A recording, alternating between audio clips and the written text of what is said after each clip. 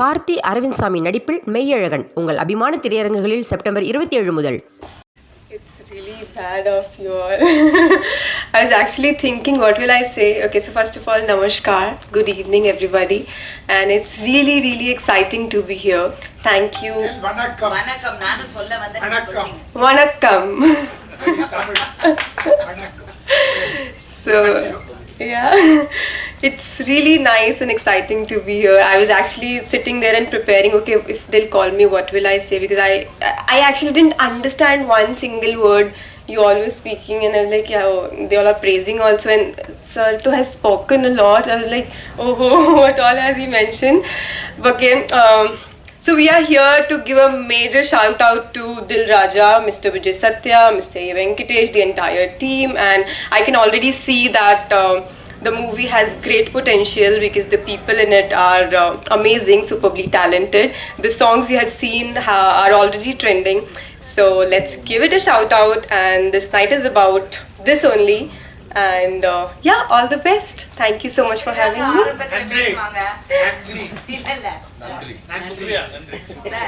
Nandri.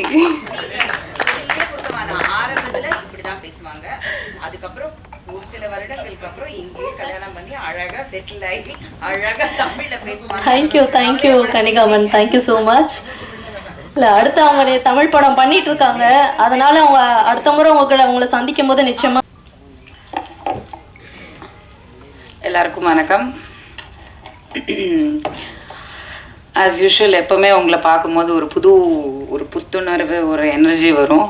அந்த energy வந்து இன்னைக்கு ரொம்ப ஸ்ட்ராங்காக இருக்குது. Thank you for that.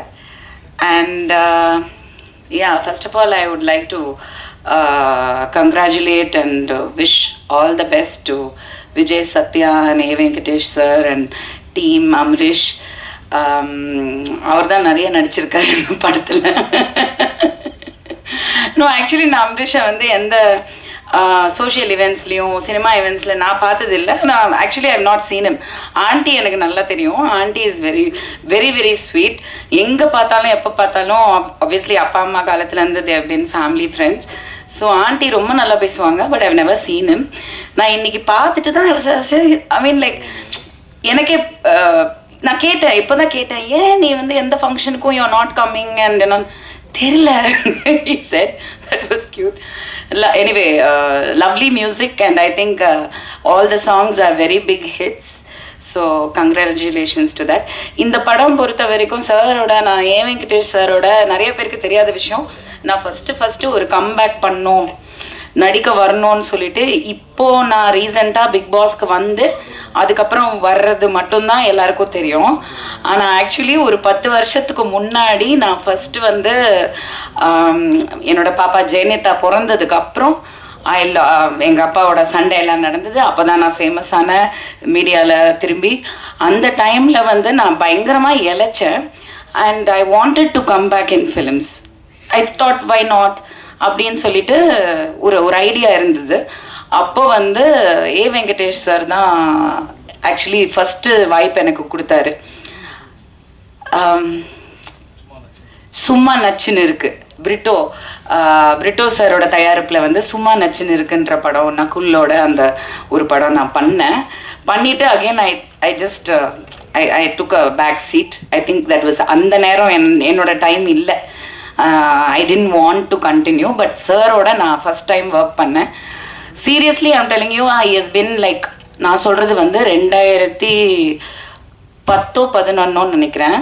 அந்த டைம்லேருந்து சார் வந்து நான் வந்து டைரக்டர் பி வாசு கிட்ட வந்து அசிஸ்டண்ட்டாக ஒர்க் பண்ண ஒரு ஆள். ஸோ ஒரு 10 படம் நான் வந்து ஒர்க் பண்ணியிருக்கேன் அவரோட. ஸோ அவரோட ஸ்பீடு, அவரோட அந்த தாட் ப்ராசஸ், அவரோட அந்த போல்டான ஒரு டெசிஷன்ஸ், அவரோட பெர்ஃபார்மன்ஸு, நான்லாம் வந்து ஒரு ரசிகையாக பார்த்துருக்கேன் டைரக்டரை. என்னோட குரு, அவரை பார்த்து நான் வளர்ந்துருக்கேன், ஒரு ஆர்டிஸ்டாக வளர்ந்துருக்கேன். இன்றைக்கி எனக்கு பெர்ஃபார்ம் பண்ண முடியுது அப்படின்னா ஐ திங்க் டெஃபினெட்லி ஒரு டைரக்டர் லைக் பி வாசு கிட்ட ஒர்க் பண்ணது மட்டும்தான். நான் 4 படம் பண்ணேன். அந்த படத்தோட நான் அவ்வளோதான், I got married and settle down. But அந்த 4 படத்தை விட நான் ஒரு அசிஸ்டன்ட் டைரக்டராக ஒர்க் பண்ணது தான் இன்றைக்கும் எனக்கு சினிமாவுக்கு, ப்ரொடக்ஷனுக்கு எல்லாத்துக்குமே ஹெல்ப் ஆகுது. அந்த விதத்தில் அந்த வரிசையில் பார்க்கும்போது கேஎஸ் ரவிக்குமார் சார், யூனோ தேர் சில டைரக்டர்ஸ் வந்து ஒரு ஹீரோவை விட ஒரு ஜாஸ்தி ஒரு பர்சோனா, ஒரு ஒரு அவங்கக்குள்ள ஒரு தேஜஸ், அவங்கக்குள்ள ஒரு ஸ்பீடு, ஒரு நம்ம ரசிப்போம், ஒரு ஆர்டிஸ்டாக ரசிப்போம் இந்த டைரக்டரை. அந்த மாதிரி நான் ஒர்க் பண்ணதில் வந்து A Venkatesh sir is one of the ace directors. ரொம்ப அடக்கமான ஒரு ஒரு டவுன் டு அர்த் பர்சன். யாருமே வந்து அவர் பந்தாவே பண்ணிக்க மாட்டார். அவர் அவ்வளோ ஸ்வீட். த்ரூ த இயர்ஸ் நான் இப்போ ஒரு 4 படம் ஒர்க் பண்ணிட்டேன் அவரோட. அண்ட் அவர் இந்த படத்துக்கு கூப்பிட்டப்போ ஒரு 2 days ஆக்சுவலி என்ன ஆச்சுன்னா, இங்கே இருக்க தேன்மொழி என்னோட ஆக்ட்ரஸ், அவங்க மூலியமாக தான் இந்த மாதிரி ஒரு படம் எடுக்கிறாங்க. சார் வந்து என்னை கேட்டார், ஒரு 2-3 days தான் ஒர்க்கு, பட் ஒரு நல்ல ரோலு அப்படின்னு சொன்னாங்க. அப்புறம் எனக்கு காலே வரல. சம்திங் ஹேப்பன், யாரோ நடுவில் கேம் விளையாடிட்டாங்க ஆஸ் யூஷுவல். எனக்கு கால் வரல. எனக்கு வந்து சார் படம்னோன்னா நான் யாருக்கும் அந்த மாதிரி கால் பண்ண மாட்டேன். சார் படம்னோன்னா நான் வந்துட்டு நம்பர் வாங்கி ஸ்பெசிஃபிக்காக சாருக்கு கால் பண்ணேன். நான் சொன்னேன், சார் என்ன சார் நீங்கள் ஏதோ இந்த ஒரு கேரக்டர் ஏதோ நீங்கள் சொன்னீங்களா, அதுக்கப்புறம் என்னாச்சு சார்னோன்னா அவருக்கே தெரியல. அவர் சொன்னார், ஏம்மா உங்களை அப்ரோச் பண்ணாங்களாமே, நீங்கள் ரொம்ப பணம் கேட்டீங்களாமே. நான் சொன்னேன், சார் என்னை பற்றி கொஞ்சம் விசாரிச்சுட்டு பேசுங்க, நான் வந்து நிறைய பணம் கேட்டேன்னு சொன்னால் தயவு செஞ்சு நம்பாதீங்க அப்படின்னேன். அப்படியா, சரி ஓகே நான் பேசுகிறேன். நான் சொன்னேன், சார் நீங்கள் எதுவுமே பேசாதீங்க, எப்போ ஷூட்டிங், எங்கள் லொக்கேஷன் மட்டும் சொல்லுங்கள், நீங்கள் என்ன கொடுத்தாலும் நான் வாங்கிக்கிறேன். ஆனால் உங்கள் படத்தில் நீங்கள் அந்த கேரக்டருக்கு கூப்பிட்டுட்டு நான் வராமல் இருக்க மாட்டேன் அப்படி சொல்லி நானா லொக்கேஷன் போய் ஒர்க் பண்ண ஒரு படம்னா அது தில் ராஜா தான். அப்போ வந்து ஆக்சுவலி நான் how to call you Sathya ஒன்லினோ விஜய் சத்யா. ஸோ சத்யாவை நான் பார்த்தப்போ நான் ஏதோ இவர் டைரக்டர்ஸை சொன்ன மாதிரி நான் சொன்னேன். நான் நினச்சேன் ஏதோ எனக்கு சிம்ரனோட ஹஸ்பண்ட் ஞாபகம் வந்தது. ஆக்சுவலி தீபக் தான் ஞாபகம் வந்தது. ஆக்சுவலி ஒரு younger version of Deepak. Really because அப்போத்துலேருந்து நான் பார்க்குறனால எனக்கு ஏதோ ஹிந்திக்கார பையன் போல இருக்கு, ஓகே அப்படின்னு நினச்சேன். பார்த்தா கோயம்புத்தூர், ஊட்டி பக்கா தமிழ். அந்த கலர்லாம் வந்துட்டு ஊட்டியோட அந்த இதனால வந்து colour, but very very very well behaved and very decent gentleman. அங்கே ஸ்பாட்லேயே எனக்கு தெரிஞ்சது his education, his knowledge and passion for cinema. Seriously இந்த விஷயம் நான் சொல்லி ஆகணும். இன்னைக்கு நான் ஒரு ப்ரொடியூசர், நானும் நான் வந்து Vanitha film productions. MGR, Sivaji, Rajini, Kamal was my 4th film. இப்போ ஒரு 5th ப்ரொடக்ஷன் போயிட்டுருக்கு. அந்த படம் வந்து கூடிய விரைவில் அக்டோபரில் வந்து அனௌன்ஸ்மெண்ட் வரும். உங்களை எல்லாரையும் அழைக்கணும். அது நான் அதனால் அதை பற்றி அதிகமாக பேசலை. பட் அதில் ஒரு சின்ன சஸ்பென்ஸ் இருக்குது, அது இத்தனை நாள் நான் சொல்லலை. Because of time is almost close and இந்த மாதிரி பிரச்சனைகள் ஃபேஸ் பண்ணுறனால நான் வந்து இன்றைக்கி அதை பற்றி பேசி ஆகணும். நான் ஃபர்ஸ்ட் டைம் நான் நினச்சே பார்க்கல, இத்தனை வருஷம் கழித்து நான் ஒரு அசிஸ்டன்ட் டைரக்டராக ஒர்க் பண்ணது உண்மைதான், அது பேஷன், கற்றுக்கணும் சினிமா, அவ்வளோதான். தவிர இன்னைக்கு நான் வந்து ஒரு டைரக்டராக பரிமாணம் எடுக்கிறேன் இந்த படத்து மூலியமாக. Production number 5. இந்த படத்தில் வந்து நான் ஃபேஸ் பண்ணது ஒரு டைரக்டராக, ஜோவிகா தான் ப்ரொடியூசர். ஸோ உங்களுக்கு புரியுதான்னு தெரில. ஆனால் ஒரு ஃபஸ்ட்டு படத்துலேயே வந்து எவ்வளோ சினிமாவை பற்றி கற்றுக்க முடியுமோ. ஏன்னா அந்த படத்தில் வந்து ஒரு 27-28 ஆர்டிஸ்ட் இருக்காங்க. எல்லாருமே சீனியர் ஆர்டிஸ்ட், எல்லாருமே பர்ஃபார்மர்ஸ், எல்லாருமே ஃபேமஸ் ஆர்டிஸ்ட். இத்தனை பேரை வச்சு நாங்கள் தாய்லாண்டில் ஒரு 70% கம்ப்ளீட் பண்ணி, இங்கே வந்து ஒரு 30% கம்ப்ளீட் பண்ணி இப்போ போஸ்ட் ப்ரொடக்ஷன் போயிட்டுருக்கு. வித் காட்ஸ் கிரேஸ் படம் முடிஞ்சது. ஆனால் ஒரு ஹீரோவோட சப்போர்ட் வந்து இந்த அளவுக்கு இருக்கணுங்க. Seriously I have to tell you. ஏன்னா நான் பார்த்தப்போ வெறும் ஹீரோவாக தான் பார்த்தேன். ஆனால் இந்த படத்தில் இன்னைக்கு ப்ரொடியூசரை தாண்டி வந்து நின்று ஒரு படத்தை வந்து நம்ம கொண்டு வரணும், இவ்வளோ எஃபர்ட் போட்டாச்சு, அதை கொண்டு வரணும், ரிலீஸ்க்கு கொண்டு வரணும். அதுக்கான என்னெல்லாம் பண்ண முடியும், யார்கிட்டெல்லாம் பேச முடியும், என்ன எஃபர்ட் எடுக்க முடியும், அந்த சின்சியரிட்டி, அந்த ஜென்யூனிட்டியே வந்து லைஃப்பில் வந்து நம்மளை வந்து எப்படினாலும் ஜெயிக்க வச்சிரும். அது ரொம்ப முக்கியம் சினிமாவில். அது இல்லாதனால தான் சினிமா அழிஞ்சிட்ருக்கு. பட் என்னன்னா இது எப்போவுமே நீடிக்கணும். சத்யா கரெக்டா? இவங்க பாம்பேலேருந்து வந்திருக்காங்க. She is Kannika. Hi, thank you for coming from Bombay like a South Indian girl. But remember one thing I am telling you today, be like this forever. நாளைக்கு உனக்கு மேபி பல கோடி ரூபாய் சம்பளம் கிடைச்சி பெரிய ஹீரோயின் ஆகலாம். ஆனால் நீங்கள் இப்போ what ever you are remain the same. ஏன்னா எல்லாம் ஆரம்பத்தில் நல்லா தான் இருக்காங்க, அதுக்கப்புறம் வந்து கோடி 10 கோடி 7 கோடி 6 கோடி அந்த படத்தில் வர்ற மாதிரி டைலாக் தான். ஸோ அந்த விதத்தில் வந்து I wish Sathya all the best. I think he is performed very well and he looks like நிஜமாக வந்து ஒரு பெரிய கமர்ஷியல் ஹீரோக்கான ஒரு லுக் கண்டிப்பாக இருக்குது. தமிழ் பையங்க சப்போர்ட் பண்ணுங்க, ஹிந்திக்கார பையன் கிடையாது. ஹிந்தி தெரியாது போடாது அந்த மாதிரி. And I thank A Venkatesh sir and Amrish and K Rajan sir. நான் சொன்ன மாதிரி இந்த படத்தில் ஹீரோயின் வரல, லேடி ஆர்டிஸ்ட் வரலன்னா ஃபர்ஸ்ட் இவர் வந்துருவார். சார் சப்ஸ்டிடியூட் நீங்கள் தான் சார், வேற என்ன சார், யார் சார் அட்ராக்ட் பண்ணுறது ஆடியன்ஸையும் ப்ரெஸ்ஸையும்? ஃபர்ஸ்ட் நீங்கள், நெக்ஸ்ட் நான் ஒரு கொசுறு மாதிரி உங்க கூட வருவேன், நடிச்சேனோ இல்லையோ நான் அங்கே இருப்பேன். ஸோ அந்த விதத்தில் நான் எப்பவுமே சொல்லுவேன், ஆடியோ ரிலீஸ் மேட்ஸ் நாங்கள் எல்லாமே எப்போவுமே ஆடியோ ரிலீஸில் மட்டும்தான் சந்திப்போம்.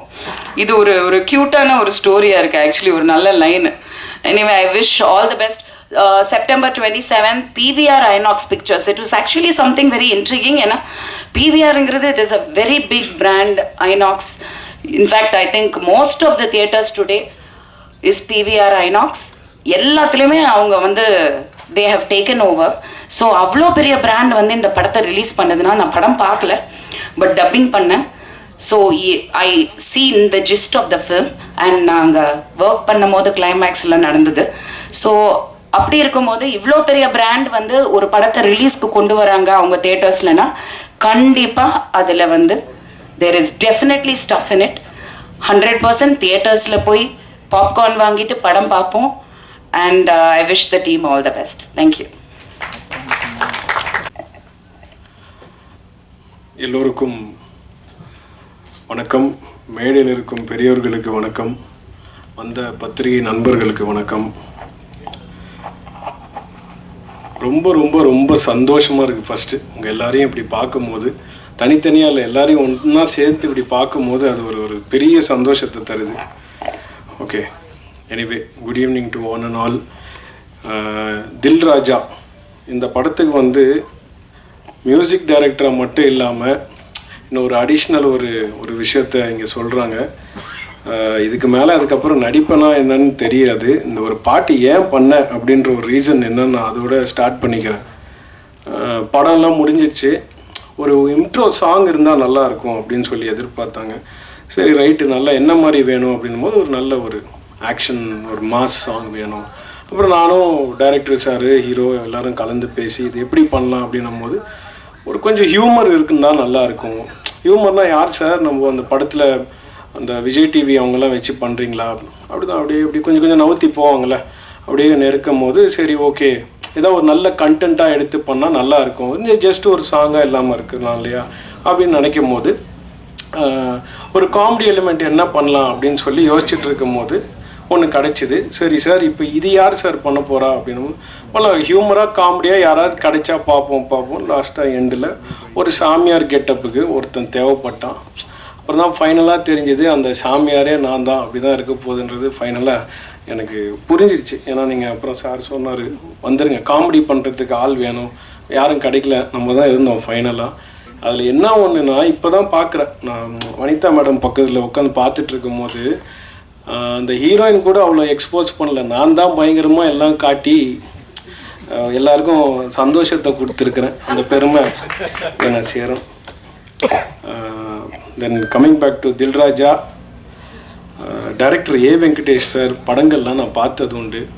நான் விஜய் சாரோட பெரிய ஃபேன், இப்போ விஜய் சத்யா ஃபேனு, ஆனால் விஜய் சார் ஃபேன் நான். ஸோ வந்து சார் டைரக்ஷனில் நான் என்றைக்காவது ஒரு நாள் மியூசிக் பண்ணுற மாட்டேனா அப்படின்லாம் தவம் இருந்திருக்கேன். இந்த படம் எனக்கு கரெக்டாக வாய்ப்பு அமைஞ்சிச்சு மியூசிக் பண்ணேன். அவரோட எவ்வளோ படங்கள் பண்ண டைரக்டர், எவ்வளோ சீனியர் டைரக்டர். இதில் என்னென்னா எங்கள் அம்மாவும் அவரோட டைரக்ஷனில் ஒரு படம் பண்ணியிருக்காங்க, அதுவும் விஜய் சார் படம்னு இருக்கும் போது எனக்கு அது இன்னும் ரொம்ப ஒரு ஆர்வம். அவரோட மியூசிக்கில் இப்போ அவரோட டைரக்ஷனில் எப்படியாவது நம்ம ஒரு பாட்டு பண்ணிட மாட்டோமா நினைக்கும் போது ஒரு ஃபுல் பெரிய படம் கிடச்சிது. அது ப்ரொடியூசருக்கும் விஜய் சத்யா சாருக்கு I thank this moment. Thank you bro. Then coming back to hero, இவர் என்னோட நல்ல ஃப்ரெண்ட். ஃபஸ்ட்டு எல்லாருக்கூடையும் நல்லா பழகுவார். இப்போ இப்போ நீங்கள் பார்க்குறீங்களா இந்த தோற்றம் வந்து எப்படி இருக்கணும்னா ஒரு எக்ஸ்பென்சிவ் காரில் வந்துட்டு நிறைய ஃபோன்ஸ் வச்சுட்டு ஜாலியாக இந்த மாதிரி ஜாலியாக இருந்தால் என்ன பணம் போட ஆள் இருக்குதுன்னு வச்சுக்கோங்களேன், ஜாலியாக சுற்றலாம். அந்த மாதிரிலாம் இல்லை. தான் உடலை வந்து நல்லா வற்புறுத்தி ஒரு 6 பேக்கு 24 பேக்கு எவ்வளோ பேக் தெரியாது இப்போ இருக்குது, இவ்வளோ பேக்கை ரெடி பண்ணி மக்களுக்கு என்டர்டெய்னராக இருக்கணும். ஹீரோவாக நான் கேட்டேன், என்ன bro you want to become இந்த கேஜிஎஃப்லலாம் வருமே அந்த மாதிரி ஒன்று ஆகணுமா? இல்லை bro, I want to become a nice entertainer to the ஆடியன்ஸ்னாரு. அது இந்த நேரத்தில் உங்கள் எல்லாரையும் வந்து தாழ்மையாக கேட்டுக்கிறேன். அவருக்கு உங்கள் சப்போர்ட்டை கொடுத்து அந்த லிஸ்ட்டில் அவர் அமிச்சிங்கன்னா அவர் இன்னும் உங்களுக்கு இன்னும் பெட்டர்மெண்ட்டு கொடுக்கறதுக்கு கண்டிப்பாக இஸ் த ரைட் பர்சன். நான் இந்த மேடையை எடுத்துக்கிறேன் சொல்கிறதுக்கு. அவருக்குள்ளே நிறைய வழிகள் இருக்குங்க. இப்படி ஸ்டைலாக உட்காந்துருக்கிறது ஓகே, பட் அதெல்லாம் நான் கேட்டேன். இந்த படம் பண்ணுறதுக்கு எனக்கும் ஒரு ரீசன் இருக்கும். சரி, ஒரு பைப்லைனில் ஒரு பெரிய படங்கள் பண்ணிகிட்டு இருக்கும்போது அப்படியே போயிடணும்னு சொல்லி நிறைய பேர் அட்வைஸ் பண்ணுவாங்க. ஆனால் ஒரு நல்ல படத்தில் நம்ம இருக்கோம், அது பெரிய படம் சின்ன படம்னு இல்லை, நல்ல படத்தில் இருக்கும் போது அது ஆட்டோமேட்டிக்காக அவங்க யார் அப்படின்னு சொல்லி தெரியும். அதுவும் எனக்கு இவ்வளோ வருஷத்துக்கு அப்புறம் இந்த மேடையில் ஒரு கிட்டத்தட்ட 2010 நினைக்கிறேன் அம்மா வந்து ஒரு படத்தில் லான்ச் பண்ணாங்க, அதாவது ஹீரோவாக. அதுக்கப்புறம் நினச்சிட்டேன், இனிமேல் இந்த ஃப்ரேம் முன்னாடி வரவே கூடாதுடா. அப்பா எவ்வளோ ஒரு ஸ்ட்ரெஸ்ஸு, எவ்வளோ ஒரு ஸ்ட்ரெயின். நம்ம பேக்லேயே இருந்து ஜாலியாக ஏசியில் ஜாலியாக மியூசிக் பண்ணிட்டு இருக்கலாம். கே ராஜன் சார் டைரக்ட் பண்ணி நான் அந்த படத்துக்கு மியூசிக் பண்ணியிருக்கேன்னா அப்போ பார்த்துவேன் எவ்வளோ கம்ஃபர்ட்டாக நான் இருந்திருப்பேன்னு. அவரோட பாடல் வரிகளில் கூட நான் மியூசிக் கம்போஸ் பண்ணியிருக்கேன். அவர் எப்பேற்பட்ட ஆள் உங்கள் எல்லாருக்கும் தெரியும்ல. ஏன்னா அது வந்து மை கப் ஆஃப் டீ. நான் வந்து ஸ்டுடியோவில் ஒருத்தரை கன்வின்ஸ் பண்ணி பாட்டை பண்ணி அது வெளியே வரும்போது I have that confidence. But camera முன்னாடி இத்தனை பேர் அங்கே ஷூட்டிங்கில் இருப்பாங்க, நம்ம அதை வந்து உள்வாங்கி அதை வந்து ஒரு என்ன சொல்கிறது, ஒரு கடவுளாக பார்த்து பண்ணுறாங்கன்னும் போது இவங்க எல்லாருக்கும் ஒரு ஹேட்ஸ் ஆஃப். அதில் வந்து ஒரு மாற்றமே கிடையாது. இவ்வளோ பெரிய படங்கள் 27th வரும்போது நான் கூட கொஞ்சம் எனக்கு எல்லாருக்கும் இருக்கிற பயம் எனக்கும் இருக்கும். ஏன்னா என் ஃப்ரெண்ட்ஸுக்கெல்லாம் நான் வேறு சோஷியல் மீடியா அவ்வளோ இல்லை. வாட்ஸ்அப் ஸ்டேட்டஸில் வைக்கும்போது இன்னும் 27th இவ்வளோ படங்கள் வருதா, அது மத்தியில் எப்படி இது அப்படின்னு சொல்லும்போது கண்டிப்பாக அவரோட கான்ஃபிடென்ஸ் ஒன்று இருக்குது. நல்ல படம்னு அவர் நம்புகிறாரு. அந்த நம்பிக்கையை நீங்கள்லாம் நிஜமாக்குவீங்க நான் நம்புகிறேன். ஏன்னா நான் ரீரெக்கார்டிங் பண்ணும்போது நான் பார்த்தேன், படத்தில் ஒரு அவர்ஷனோ ஏன்டா இந்த படத்துக்கு போகிறோம் அப்படின்னு இருக்காது. ஓகே, ஒரு நல்ல படம் பார்த்தோம், ஆஹா ஓஹோ பிளாக் பஸ்டர் பாரு இந்த பாடத்தை அப்படிலாம் எதுவுமே சொல்கிறதுக்கு இல்லை. காமன் மேன் டிஃபிகல்ட்டிஸ் என்ன, ஒரு ஃபேமிலி மேனில் இருக்கிற டிஃபிகல்ட்டிஸ் என்ன தான் படம். ஸோ அந்த மாதிரி படங்கள் கண்டிப்பாக மக்கள் மத்தியில் போகும்ன்றது எனக்கு மிகப்பெரிய நம்பிக்கை இருக்குது. பெரிய படங்கள் பண்ணுறதோட நடுவில் இந்த மாதிரி ஒரு குட்டி படம் போய் வெற்றி ஆகும் போது இல்லை, ப்ரொமோஷனே தேவைப்படல, மவுத் டாக்கே. நேற்று என் ஃப்ரெண்ட்ஸ்லாம் ஒரு படம் இதை பார்த்தியா, அந்த படம் மென்ஷன் பண்ணல நான், ஏன்னா அங்கே இந்த படத்தோட ப்ரொமோஷன் ஆகிடும். அதை போய் பார்த்தியா, அந்த படத்தை பார்த்தியா, எல்லாரும் சொல்கிறாங்க, மவுத் டாக்காக இருக்குது. அப்போ போய் நம்ம பார்க்கும் போது நிஜமாக நல்லா இருக்கு. முகங்கள் விடுங்க, ஆனால் அந்த ஹார்ட் ஒர்க். ஸோ அந்த கண்டிப்பாக இந்த படம் ஒரு நல்ல இடத்துக்கு போகுன்றதை நம்புகிறேன். அந்த நம்பிக்கையை உங்களோட எல்லாரையும் ஷேர் பண்ணிக்கிறேன். யாருக்காவது இந்த பாட்டு பிடிக்காமல் இருந்தால் மன்னிச்சுக்கோங்க, வேறு வழி இல்லை. வேறு சாமிஜி யாரும் அந்த டைமில் கிடைக்கல. அந்த டைமில் அந்த கரெக்டாக அமைஞ்சுது, என்னை யூஸ் பண்ணிக்கிட்டாங்க, நானும் அதுக்கு போயிட்டேன். So thank you so much. இதுக்கப்புறம் திருப்பி சாமி ரோல்ஸ்லாம் பண்ண மாட்டேன், அவ்வளோதான். இந்த விஜய் சத்யா ப்ரோக்காக இந்த இது பண்ணேன். Bro, you have way to go and you will 100% succeed in this industry because I know the pains. You got this for you to understand what I'm talking to him. Because so far I know you didn't understand anything. So please give your support to him. And next movie, I think you're the heroine. I don't know whether I am the music director or not. I'll take your number when I'm going down. That's why I made you to sit there. You did not sit next to me. You wanted to sit next to our hero Vijay Satya. That is his power. புரிஞ்சிச்சா? இன்னொரு வாட்டி சொல்லுவா. சரி, அடுத்த படத்தில் நம்ம இருக்குமோ இல்லையோ அந்தம்மா அந்த சைடு உட்காருமா, நம்ம பேசலாம்னு நினச்சேன். அது நேரம் என்னை மொக்கப்பட்டு நீங்கள் வேணால் ஈவென்ட் பண்ணி இங்கே வந்து உட்காந்துச்சு. ஐ டிரான்ஸ்லேட் லேட்டர். அது என்னன்னா, கரெக்டான ஹீரோயின் கரெக்டாக அவங்களுக்கு என்ன பண்ணணும்னு தெரியுது. அதனால் அடுத்த படம் அவங்க கண்டிப்பாக இந்த மேடையிலே எடுத்துக்கிறேன். Shall shine 100%. மாற்றம் கிடையாது. ஸோ ப்ரோ, அடுத்த படத்தை பற்றி நிறைய எனக்கு சொல்லுங்கள். ஏன்னா இவர் ப்ரொடக்ஷனில் எப்போவுமே சாப்பாடுக்கு எந்த குறையும் இருக்காது. அதே டைமில் யாருக்காவது எந்த பேமெண்ட்டாக இருந்தாலும் உடனே வந்துடும் இவர் இருந்தார்னா. அந்த விஷயத்தையும் சொல்லிடுறேன். ஏன்னா யாரும் கஷ்டத்தில் படம் பண்ணக்கூடாதுன்னு நினைக்கிற ஒரு ஆள். ஸோ அந்த மாதிரி ஆட்களை வளர்த்திங்கன்னா இன்னும் நிறைய பேர் அவர் கதை வந்து சொல்லுங்கள். நல்ல கதைகள் கேட்டுட்டு இருக்காப்புல, நல்ல படம் பண்ணுறான். அடுத்த டைரக்டர் யாருங்க? அடுத்த படம் சாருக்கு புக் ஆனிட்டார். இங்கே எங்கேயும் இருக்கீங்களா? சார் சொல்லுவார். ஓகே, அவருக்கும் இந்த நேரத்தில் நான் வாழ்த்துக்களை சொல்லிக்கிறேன். சார், இவர் எல்லாமே பண்ணக்கூடிய வாய்ப்பு இவருக்கு கொடுங்க சார். ஏன்னா எதை வேணால் பண்ணக்கூடிய விஷயங்கள் அவருக்கு இருக்குது. He'll go take it to the next level. என்ன போட்டியாக இருந்தாலும் போடுறதுக்கு ரெடி. ஏன்னா இவர் மேலே இவருக்கு நம்பிக்கை இருக்குது. நானும் இவரை நம்புகிறேன், நீங்களும் நம்புவீங்கன்றது நினைக்கிறேன். Thank you so much for this opportunity sir. நம்ம 27th அப்புறம் நிறைய பேச வேண்டியது இருக்குது. உங்கள் எல்லாரையும் சந்திக்கிறேன். Thank you sir, thank you so much sir. சார்ந்தாங்க, நல்லா பேசினேன். யாரும் இல்லையோ உட்காந்து, நம்மளுக்கு என்ன செட்டுக்கு வர முடியாதுல்ல, இப்படிலாம் பார்த்து பேசினா தான் உண்டு. பார்த்துட்டே இருக்கும்போது டக்குன்னு ஒரு அலை சவுண்டு, பயங்கரமாக ஏதோ வண்டி கிராஷ் ஆன மாதிரி ப்ரெஷர்லாம் ஓடுற சவுண்டு. அப்போ தெரியும் வனிதா மேடம் என்ட்ரி ஆகிட்டாங்க. அதனால் ஸோ தேங்க்ஸ். இந்த மேடைக்கு வந்து I take this opportunity and to say this movie is going to be a good entertainer. And sir, thanks for choosing me sir. என்னோட கனவு வந்து ஒரு கனவு நினைவாயிடுச்சு சார். சார், நீங்கள் இப்போ உங்களை விட்டு வர பயமாக இருக்குது சார். நீங்கள் கொண்டாடனால எவ்வளோ நடப்பே எனக்கு தெரியாது சார். இவ்வளோ அழகாக தமிழில் தான் பேசணுன்ற எங்களோட சார் ராஜன் சார் என்ன பாட்டு எழுதியிருந்தார் தெரியுமா? ஊத்து மச்சான் ஊத்து, நீ ஓவரா தான் ஊத்து, ஏத்து மச்சான் ஏத்து, நீ ஏடா கூடமா ஏத்து அப்படின்னு சொல்லி ஒரு தத்துவ பாடலை. ஏன்னா இப்படியும் எழுதுவாருன்னு சொல்லிட்டு சும்மா வந்துட்டு இல்லை, நீங்கள் நல்லா இருக்க வேண்டும், 4 பேர் மதிக்க வேணா, யார் இதெல்லாம் கேட்கறதுக்கு ரெடியாக சார். நானே தூங்கிடுவேன். எனக்கும் சொன்னார், அப்படியா உனக்கு என்ன மாதிரி வேணும், அவுத்துடு ஏத்துடு இது மாதிரி வேணுமா? இல்லை சார், இந்த மாதிரி யூத்தா கேட்கணும்னு நான் மிரண்டுட்டேன். ஊத்து மச்சான் ஊத்து, நீ ஓவரத்தான் ஊத்துனாரு. நான் மிரண்டேன் சார். அந்த பாட்டு கண்டிப்பாக ஒரு நாள் வெளியே வந்து பெரிய தத்துவ பாடலாம் வரணும்னு எல்லாம் வல்ல இறைவனை வேண்டிக்கிறேன். நன்றி சார், தேங்க்யூ சார். வந்திருக்கும் அனைத்து பத்திரிகை நண்பர்களுக்கும் மற்றும் ஊடக நண்பர்களுக்கும் என்னுடைய பணிவான மாலை வணக்கம். First of all I give thank to Kannika. ஏன்னா இந்த படத்துடைய எல்லாருமே சொல்லிட்டாங்க, ஹீரோயினை நடிச்சிட்ருக்க செரீன், அப்புறம் சம்யுக்தா, அது ஒரு செகண்ட் ஹீரோயின் மாதிரி படத்தில் ஒரு முக்கியமான லீட் ரோல். அவங்க 2 பேரும் வரலை. பல முறை ஃபோனில் சத்யா வந்து போராடினார், என்கிட்ட சொன்னார். நானும் பேசி பார்த்தேன். அங்கே படப்பிடிப்பு இங்கே படப்பிடிப்புன்னாங்க. புரிஞ்சுக்குவோம் நம்மளாம். இப்போ சினிமாவில் வந்து உங்கள் எல்லாத்துக்குமே தெரியும், ஒரு விஷயத்தை எப்படி அழகாக நாசுக்காக அவாய்ட் பண்ணுவாங்க, என்னென்ன ரீசன் சொல்லுவாங்கன்னு தெரியும். அது இந்த படத்துலையும் அஃப்கோர்ஸ் நடந்துச்சு. என்னை கூட சத்யாவும் வனிதாவும் சேர்ந்துட்டு இந்த மாதிரி நீங்கள் படம் பண்ண ஹீரோக்களை கூப்பிடுங்க, நீங்கள் படம் பண்ண ஹீரோக்களை கூப்பிடுங்கன்னாங்க. நான் சொன்னேன், இல்லை எனக்கு தெரியும் அவங்களாம் வரமாட்டாங்க, கூப்பிடுறது வேஸ்ட்டு அப்படின்னு நான் சொன்னேன்.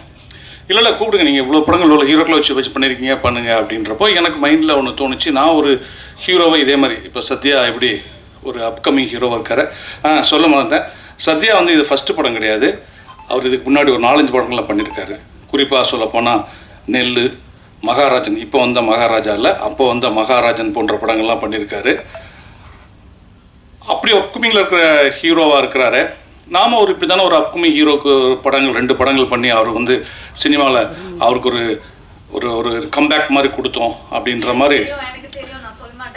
சும்மா இருங்க, அப்படிலாம் நான் வந்து கூப்பிட்டோம், யாரும் வரலன்னு வச்சுக்கோங்க.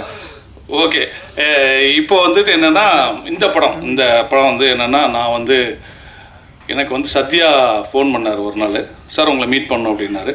நான் போனவுடனே எனக்கு வந்து ஒரு கதையை சொன்னார்.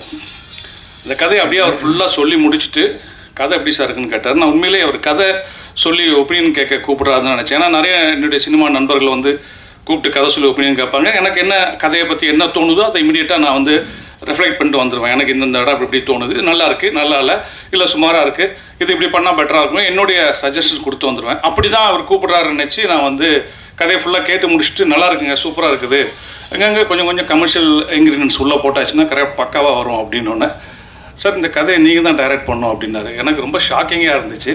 ஏன்னா நான் வந்து அந்த கதையை கேட்குறப்போ ஒரு ஆடியன்ஸாக தான் கேட்டிருக்கேன், அது நம்மளே டைரக்ட். எனக்கு இவங்க சொன்ன அந்த கதை வந்து எனக்கு ஒரு புது களம். எனக்கு கமர்ஷியல்லாம் அந்த கதையில் இருந்தால் கூட 2 கேரக்டர் தான் ஃபர்ஸ்ட் ஆஃபில் ட்ராவல் ஆகுது, வேறு கேரக்டர்ஸ் ஃபர்ஸ்ட் ஆஃபில் கிடையாது. ஃபுல்லாக ஒரு பரபரன்னு ஒரு ஆக்ஷன் 10 நிமிஷத்தில் ஆரம்பித்து அப்புறம் இன்டர்வல் வரைக்கும் அந்த ஆக்ஷன் போகுது. இது டிஃப்ரெண்ட்டாக இருக்க அப்படின்ட்டு நான் அவர்கிட்ட உடனே கேட்டது, இந்த கதைக்கு என்ன எதுக்கு நீங்கள் டைரக்டராக செலக்ட் பண்ணீங்க அப்படின்னு. அவர் சொன்னார், இல்லை சார், இதை வந்து ஒரு பரபரன்னு ஒரு ப்ரெசன்டேஷன் வேணும், அதுக்காக தான் உங்களை கூப்பிடுறாருன்னு. ஓ, அப்போ தான் நான் நினச்சேன், ஓ நம்ம பரபரன்னு பண்ணுறோம் போல இருக்குது அப்படின்ட்டு சரின்னு சொல்லி ஒத்துக்கிட்டு இந்த படத்தை பண்ண. உண்மையிலே இந்த படம் வந்து ரொம்ப ஒரு குறுகிய கால தயாரிப்பில் முடிக்கப்பட்ட படம். லைன், கதையோட லைன் என்ன அப்படின்ற போது அந்த லாக் லைன் சொல்லுவாங்க. அது வந்து என்னென்னா, வாழ்க்கையில் எவ்வளோ பெரிய பிரச்சனை வந்தாலும் நம்ம வந்து சோர்ந்து போகிறது வந்து எந்த விதத்துலையும் யூஸ் இல்லை. அதில் வந்து நம்ம ரொம்ப சாமர்த்தியத்தையும் சாணக்கியத்தனத்தையும் யூஸ் பண்ணி ஜெயிக்கணும். அதுதான் இந்த படத்தில் இந்த ஹீரோ பண்ணுவார். அதற்கு அவர் வந்து ஒரு பெரிய ஹீரோவுடைய மேற்கோள், அதாவது அவர் படங்களில் சொன்ன கொட்டேஷன்லாம் யூஸ் பண்ணுவார். யூஸ் பண்ணி பண்ணுற மாதிரியான ஒரு வித்தியாசமான கதை இது. அவங்க பண்ணி வச்சுருந்தவங்க கேட்டவொன்னே எனக்கு ரொம்ப இம்ப்ரெஸ் ஆச்சு. இந்த கதையை பண்ணலான்னு டிசைட் பண்ணி பண்ணும்போது அந்த லாக் லைன் வந்து இப்போ தான் அந்த ஹோஸ்ட் சொன்ன மாதிரி அவங்க வந்து ரஜினி சார் இப்போ மேடையில் பேசுகிறப்போ, அட நம்ம கதை லாக் லைன் இதானே அப்படின்ற மாதிரி நமக்கு சந்தோஷமாக இருந்துச்சு. இந்த படத்தில் வந்து ஷெரீன் வரலை, ஆனால் படத்தில் அவங்களுக்கு ரொம்ப முக்கியமான ஒரு ரோலு. அப்புறம் யாராவது சம்யுக்தா வரல, அவங்களுக்கும் படத்தில் ஒரு முக்கியமான, நீங்கள் பார்த்துருப்பீங்க ட்ரெய்லரில், ஒரு நல்ல ஒரு இம்பார்ட்டண்டான ரோலு. அஃப்கோர்ஸ் வனிதா சத்தம் போட்டாங்கல்ல, நான் கிளம்புறேன், ட்ரெய்லரில் என் ஷாட் இல்லை என்ன அப்படி இப்படின்னு கேட்டாங்க இல்லையா. ஆக்சுவலாக நான் பர்பஸாக வனிதா ஷாட் போடலை இந்த படத்தில். ஏன் இந்த ட்ரெய்லரில் வேண்டான்னு, வேறு யாரும் இல்லை, நான் தான் காரணம். வனிதா மேடம், நான் எதுக்கு வேண்டான்னு சொன்னேன்னா, இந்த படத்தில் அவங்க பண்ணியிருக்க கேரக்டர் வந்து ரொம்ப ஒரு இந்த கேரக்டர் என்ன பண்ண போகுது அப்படின்னு ஒரு கியூரியாசிட்டி கிளப்பிக்கிட்டே இருக்கும் படத்தில். முக்கியமான இடத்துல அது ஒரு முக்கியமான விஷயத்த கோட்டை விட்டுருவாங்க. அதுலேருந்து தான் படம் கிளைமாக்ஸ் டேக் அப் ஆகும். இந்த கேரக்டர் தெரிய வேண்டாம் படத்தில், இவங்க இருக்காங்கன்னே தெரிய வேண்டாம் அப்படின்னு சொன்னோம். இன்ஃபேக்ட் சொல்லப்போனால் நான் அந்த ஆடியோ ஃபங்க்ஷனுக்கு ஹீரோயின்ஸ் 2 பேர் வந்திருந்தாங்கன்னா வனிதா கூப்பிட்டுருக்கே மாட்டேன். இந்த படத்தில் அவங்க இல்லைன்ற மாதிரியே வச்சுக்கணும் தான் நினச்சிக்கிட்டு இருந்தேன். பட் அன்ஃபார்ச்சுனேட்லி கூப்பிட வேண்டிய சூழல் வந்துச்சு, ஏன்னா வேறு ஆர்டிஸ்ட் இல்லைன்னு. அப்புறம் வந்து இவர் நெக்ஸ்ட் படம் ஹெர்குலஸ்னு படம் பண்ணுறாரு. அந்த படத்தில் வந்து புக்காக இருக்கிற ஹீரோயின் வந்து கன்னிகாமன். அந்த காலத்தில் ஜீனத்தம்மன் சொல்லுவோம்ல, அதுதான் கன்னிகாமன். அப்போ வந்து அவங்க வந்து ஃபங்க்ஷனுக்கு வந்தது எனக்கு ரொம்ப தேங்க்ஸ், ரொம்ப சந்தோஷம். தேங்க்யூ கன்னியா. இந்த படத்தை பற்றி இன்னும் நம்ம நிறைய பேசுகிறத விட முக்கியமாக இந்த படத்துடைய மியூசிக் பற்றி சொல்லணும். அமரீஷ் கிட்டத்தட்ட எனக்கு அவருக்கு சண்டையே நடக்கும். நான் எந்திரிச்சுலாம் போயிருக்கேன் அவர் ஸ்டூடியோலேருந்து எழுந்திரிச்சு. அவர் வந்து இருங்க ஏங்க பண்ணலாங்க அப்படிம்பாரு. அப்படி நல்ல சாங்ஸ் எனக்கு போட்டு கொடுத்தாரு. ரீரிகார்டிங்கும் ரொம்ப அருமையாக அந்த படத்துக்கு ரீரிகார்டிங் பண்ணியிருந்தார். நீங்கள் ட்ரெய்லரில் பார்த்துருப்பீங்க, ஒரு ஃப்ளூட்டில் ஆக்ஷன் ட்ரெய்லருக்கு ஒரு ஃப்ளூட் பிட்டு வருதுங்கிறது வந்து ரொம்ப ஒரு எனக்கு போட்டு காமிச்சுன்னா ரொம்ப பிடிச்சிருந்துச்சு அந்த தீம் அவருக்கு. அப்படி அவர் ரொம்ப மியூசிக்கு வந்து மெனக்கிட்டு. இன்னும் சொல்லப்போனால் அந்த சாங் அவர் ஆடும்போதே நான் சொன்னேன், இந்த சாங் நீங்கள் தாங்க பேசப்படுற ஆளாக இருக்கும்னு சத்யா வைக்கும்போதே சொன்னேன். ஒரு நல்ல நடிகரும் கூட அவர். ஃப்யூச்சரில் டைரக்டர்ஸ் அவரை யூஸ் பண்ணிக்குவாங்க. அப்புறம் அவர் திருமலை அவர்கள் சொன்ன மாதிரி இன்றைக்கி சினிமா வந்து எல்லாருக்குமே தெரியும். இன்றைக்கி ஒரு வாரத்துக்கு எப்படி பார்த்தாலும் 5-6 படம் வருது. இன்னும் நான் கூட நேற்று கூட இவர்கிட்ட கேட்டேன், நம்ம ஹீரோட்ட, சத்யா 27 நிறைய படங்கள்லாம் வருது, நம்ம ஒன்றும் கொஞ்சம் தள்ளலாமா, ப்ரெஸ் மீட்டை வேணால் நீங்கள் கேன்சல் பண்ணலாமாலாம் நேற்று நான் கேட்டேன். அவர் வந்து எனக்கு ஒரு SMS அனுப்பியிருந்தார். சார் 300% இந்த படத்துக்கு நான் என்னுடைய எஃபர்ட்டை போட்டேன் சார், 300% என்னுடைய எஃபர்ட் அந்த படத்துக்கு போட்டேன். அதனால் அந்த படத்தை 27th ரிலீஸ் பண்ணுவோம் சார், ரிசல்ட்டு என்னங்கிறத நம்ம கடவுள் கையில் விட்டுறலாம் அப்படின்னாரு. உண்மையை சொல்லப்போனால் இந்த அப்கமிங்கில் இருக்கிற ஹீரோக்கள் கூட நான் நிறைய படங்கள் பண்ணியிருக்கிறேன். அப்போ அவங்களுக்கு ஒரு ஃபயர் இருக்கும், அந்த ஃபயர் சத்யாட்ட இருக்குது. அந்த வேட்கையும் அதுக்காக அவர் போடுற எஃபர்ட்டு, அவர் பண்ணக்கூடிய ஸ்ட்ரெயின், நைட்லாம் அவர் படுக்க தூங்கும்போது 3 மணி 3:30 மணிக்கெல்லாம் மெசேஜ் போட்டு படுத்துருக்கிறாரு. அவ்வளோ தூரம் அவர் ஸ்ட்ரெயின் பண்ணியிருக்காரு. தயாரிப்பாளர் வந்து அவருடைய நண்பரும் கூட. இப்படி ஒரு நண்பருக்காக படம் எடுத்திருக்காரு. அது ஏற்க எனக்கு ஒரு வாய்ப்பு கிடைச்சிருக்கு. இந்த படம் சத்யாவை தமிழ் சினிமாவில் அப்படியே இந்த ஒரே படத்தில் தூக்கிட்டு உச்சத்தில் வைக்க வேண்டாம், ஒரு 2 படம் அவருக்கு புக் ஆனால் போதும். இதை பார்த்துட்டு அதுவே எனக்கு கிடைச்ச வெற்றி. இந்த படத்தில் எங்கூட பணியாற்றின கேமராமேன், அப்புறம் music director Amrish, editor Suresh sir, அப்புறம் இந்த படத்தினுடைய அனைத்து டெக்னீஷியன், என்னுடைய உதவியாளர் உள்பட ரொம்ப ஸ்ட்ரெயின் பண்ணாங்க. எல்லாருக்கும் இந்த மேடையில் நான் நன்றி கூறிக்கொண்டு, இப்போது வந்து ஒரு படம் ரிலீஸ் ஆகி ஒரு 3-4 டேஸில் வந்து அந்த படத்தினுடைய ரிசல்ட் என்னென்னு தெரிஞ்சிடும், எல்லாருக்குமே தெரிஞ்சிடும். அப்படி இந்த படம் கடவுளுடைய அனுக்கிரகத்தால், தெய்வத்தால் ஆகாது எனினும் முயற்சி தன்மை வருத்த கூலி தரும் அப்படின்னு திருவள்ளுவர் சொல்லியிருக்காரு. கடவுள் கொடுக்காட்ட கூட சத்யா பண்ணிகிட்டு இருக்க அந்த எஃபர்ட், அந்த முயற்சி, அவர் படக்கூடிய அவமானங்கள், இன்சல்ட்டு, அதெல்லாம் தாண்டி அவர் அந்த படத்தை வந்து இன்றைக்கி இந்த மேடை கொண்டு வந்துட்டார் ரிலீஸுக்கு. இந்த ரிலீஸில் இந்த படம் வெற்றின்னு ஒரு பேரும், படம் நல்லா இருக்குப்பா, படம் பார்க்கலாம் அப்படின்ற ஒரு பேரும் கிடைச்சி, இந்த படம் சத்யாவுக்கு மீண்டும் ஒரு படம் புக் பண்ணி கொடுத்தா கூட அது எனக்கு கிடைச்ச வெற்றி நான் சந்தோஷப்பட்டுக்குவேன். இந்த வந்திருக்க பத்திரிகை நண்பர்கள், ஊடகங்கள் எல்லாருமே அவருடைய உழைப்புக்காக அவருக்கு நீங்கள் நிறைய சப்போர்ட் பண்ணுங்கள். இந்த படம் எல்லோரையும் நிச்சயமாக திருப்திப்படுத்தும் படம் பார்க்குறவங்கள அப்படின்னு எனக்கு ஒரு இயக்குனராக நம்பிக்கை இருக்குது. மீண்டும் ஒரு நல்ல மேடையில் உங்களை சந்திக்கிறேன். இந்த படத்தை வெற்றி பெற செய்யறதுக்கு நீங்கள் கொண்டு போய் சேர்க்குற விஷயம்தான் முக்கியம். அதை சேர்ப்பீர்கள். எப்போவுமே எனக்கு அந்த பத்திரிகையாளருடைய அந்த நட்பும் அவருடைய ஆதரவும் இருந்திருக்கு. இந்த படத்தில் நடக்கும். உங்கள் அனைவருக்கும் மீண்டும் நன்றியை கூறி விடைபெறுகிறேன். நன்றி, வணக்கம்.